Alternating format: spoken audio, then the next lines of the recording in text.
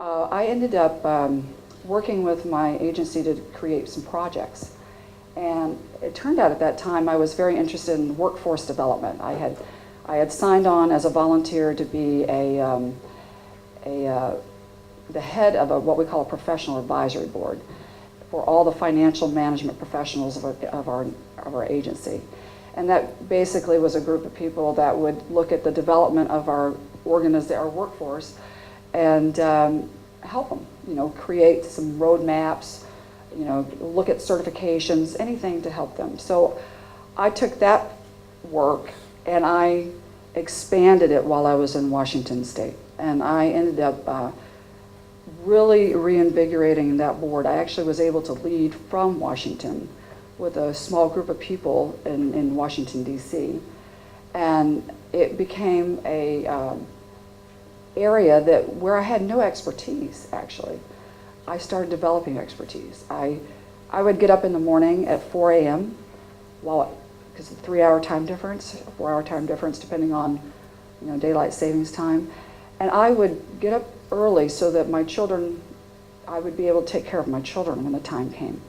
I would wake them up after I've had 3 or 4 hours worth of work.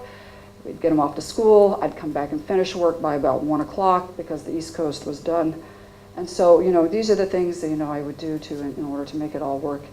And at the end of it, I actually had a really much more well-rounded resume because I was able to bring HR, career development, into my repository of skills, if you will, with finance and budget and acquisition and ops research, which I had already been doing.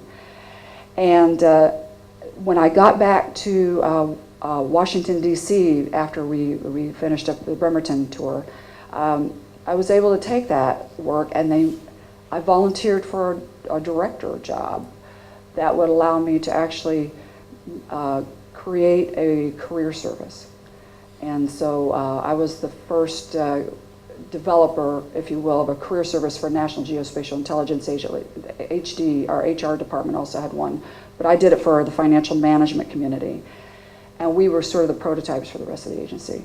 So I guess I'm telling you this, sometimes you just kind of, you find something that you may not know a lot about, but through your own self-initiative and diligence, and there's lots of phone calls, you can actually learn some things, and even at my age. I am towards the end of this first career. I like to call it my first career because I'm looking to reinvent myself after this, this tour, and do something different. But what I've been doing since I've got here is when I realized I still can't work full time. I'm working part time right now, and still doing more of the workforce development piece. I've spent more of my time in the volunteer area.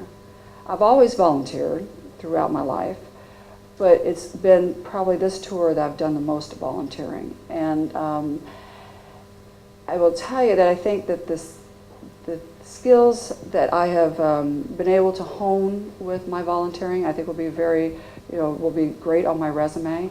I see a lot of young spouses like you all volunteering, and I would tell you the same thing.